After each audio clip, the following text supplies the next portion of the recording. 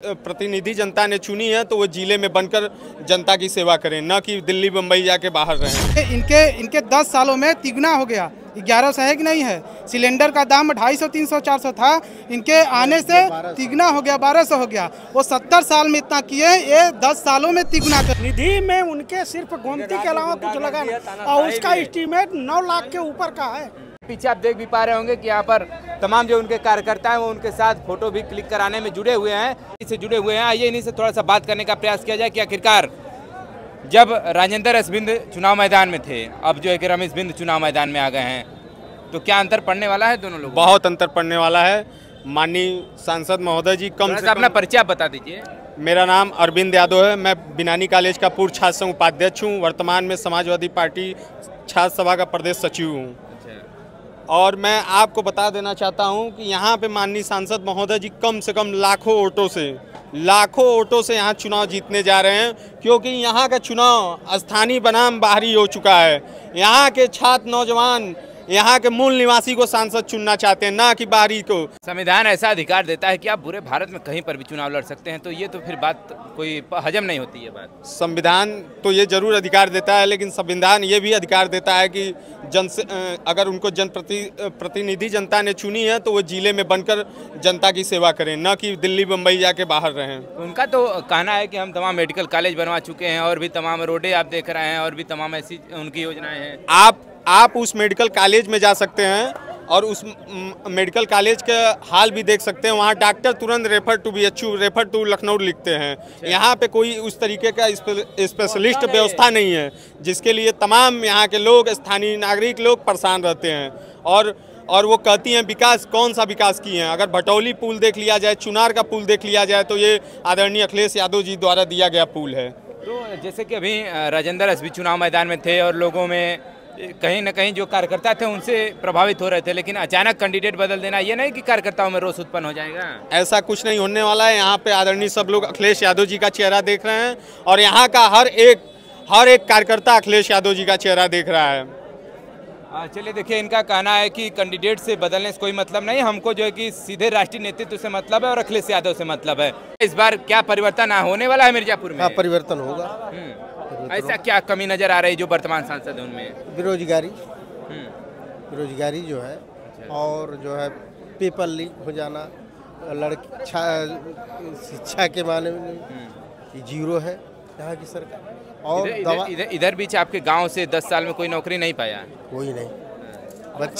बच्चे बेरोजगार होके घूम रहे हैं, पार्टी नहीं करके। दो को भी नहीं दिए नौकरी। कोई बता दे, किसी गांव में जाकर पूछ लीजिए कि एक इंसान को नौकरी मिला है तो बताइए। 2 करोड़ वादा किए थे लेकिन जीरो हो गया इनका।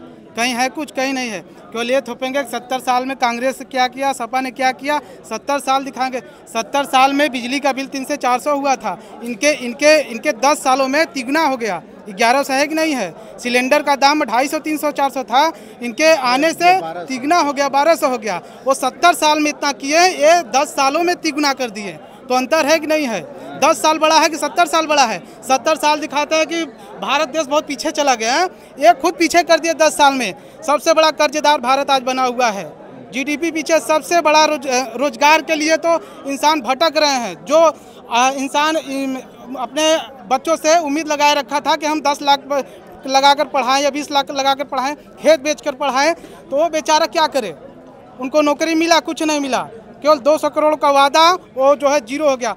आप जो है कि निकालते हैं वैकेंसी तो रद्द क्यों हो जाता है? परीक्षा के टाइम रद्द हो गया, ये कौन सी बात है? पेपर लीक हो गया। जब आपको नौकरी देना होता है तो पेपर लीक कर देते हैं। आप खुद करते हैं, दलाली होने लगता है, दलाली का काम करते हैं और दलाल खुद ही हैं। आप सब कुछ तो बेच दिए हैं। मतलब बेरोजगारी इस बार अहम मुद्दा रहने वाला है। क्या नहीं बेचे? लाल किला से लेकर सब कुछ बेच दिए हैं। क्या नहीं बेचे हैं? ताजमहल बेच दिए, डीजल पेट्रोल से लेकर हर कुछ बिक गया है। ये मान लीजिए भारत को बेचने का काम किए हैं। चलिए चलिए देखिए, लोगों के विचार हैं। क्या कहिएगा चाचा, इस बार परिवर्तन होगा मिर्जापुर में? निश्चित रूप से परिवर्तन होगा, जोरदार परिवर्तन होगा। क्या कहिएगा, जो वर्तमान सांसद है ऐसा क्या काम नहीं कर पाए हैं जो कि ये रमेश बिंद आएंगे तो कर देंगे? आप यहाँ के भी नागरिक होंगे, देख लीजिए। निधि में उनके सिर्फ गोमती के अलावा कुछ लगा नहीं और उसका एस्टीमेट 9 लाख के ऊपर का है। कहीं भी एक ईंट नहीं रखा गया सांसद निधि का। एक एनजीओ है, उसी से भ्रष्टाचार हो रहा है, उसी से सब कुछ हो रहा है। और बड़े बड़े दिखावा जो हाईवे हो रहा है वो जनता के खून पसीने कमाई केंद्र सरकार की वो योजनाएं हैं, उसी को दिखा करके भजाया जा रहा है। एक ही पत्थर को बार बार एक ढंग से किया जा रहा है। क्या आपकी सरकार बनती है तो एम्प्लॉयमेंट के लिए क्या करेंगे? अगर आपकी सरकार बनती है एम्प्लॉयमेंट के लिए आप क्या करेंगे? हमारे मैनिफेस्टो में है कि हम 30 लाख लोगों को तत्काल नौकरी देंगे, किसानों का कर्ज माफ करेंगे। ये हमारे मैनिफेस्टो में हमारे नेता इंडिया गठबंधन के लोग कर रहे हैं। तो हमारे अगले में कथनी में करनी में नहीं रहा, निश्चित रूप से हम उसको परिवर्तन करेंगे, जनता के हित में काम करेंगे। यहाँ का मानसागर का पानी पूरा बह जा रहा है, आप देख ही रहे हैं। सब कुछ मिर्जापुर के लिए करेंगे, जो भी कुछ करेंगे। इस धरातल की मिट्टी के लाल को टिकट मिला है, निश्चित रूप से वो बांधा अभी अन्य जगह कानपुर नहीं ये बताएं, अभी कुछ दिन पूर्व भारतीय जनता पार्टी में थे, पार्टी बदल के फिर यहाँ चले आ रहे हैं, फिर तुरंत टिकट पा जा रहे हैं, तो कार्यकर्ताओं में रोष नहीं? उनको जनता ने मैंडेट दिया था, किए थे, लेकिन जब ये जान रहे हैं कि हमारा समाज खतरे में है, संविधान खतरे में है, पूरे लोगों की मेरे चाहत से राहत नहीं मिल रही है, तो उन्होंने अपने जाति के बदौलत उन्होंने आवाज़ उठाया, उनका टिकट काट दिया। आज जो न्याय के लिए लड़ रहे हैं, निश्चित रूप से रमेश बिंद को, आप जिले में 3 बार विधायक रहे हैं, सांसद हुए हैं, उनकी एक गरिमामयी है। आज देख रहे हैं जन सैलाब जो उमड़ा है, लाखों में परिवर्तन होगा, लाखों के पार से वोट पे मार्जिन पे जीत होगी, मतलब लाखों वोटों से जीतने वाले हैं। निश्चित रूप से जीत होगी। चलिए देखिए, ये तमाम मुद्दे बता रहे हैं कि जिस प्रकार से पहले के यहाँ सांसद थे उनमें तमाम कमियों को इन्होंने गिनाने का प्रयास किया। अब आप कमेंट करके बताइएगा कि इनके बातों से आप कितना एग्री करते हैं। चलिए फिलहाल हम लोग इसमें समाजवादी पार्टी के कार्यालय पे थे। आप देख पा रहे हैं कि इनका इंडिया गठबंधन पीडीए का विश्वास मिलकर अब लिखेंगे एक नया इतिहास। रमेश चंद्र बिंद इसमें चुनाव मैदान में आ चुके हैं। प्रत्याशी लोकसभा 79 मिर्जापुर से अभी कुछ दिन पूर्व ही भारतीय जनता पार्टी से ज्वाइन करते समाजवादी पार्टी में, और अब टिकट पा करके यहाँ पर मिर्जापुर में आ गए चुनाव लड़ने के लिए। अब मिर्जापुर की जनता देखिए किसको चुनती है, अनुप्रिया पटेल को या फिर इनको, या फिर और भी तमाम बसपा है, या फिर इनकी अभी अनुप्रिया पटेल की बहन पल्लवी पटेल के उम्मीदवार दौलत सिंह पटेल भी चुनाव मैदान में। अब देखना ये होगा कि जनता किसको चुन करके संसद भवन भेजती है। चलिए ऐसे ही तमाम लोकसभा चुनाव से खबरें हम आपको दिखाते रहेंगे। जुड़े रहिए हमारे साथ। खबर देखने के लिए बहुत बहुत धन्यवाद।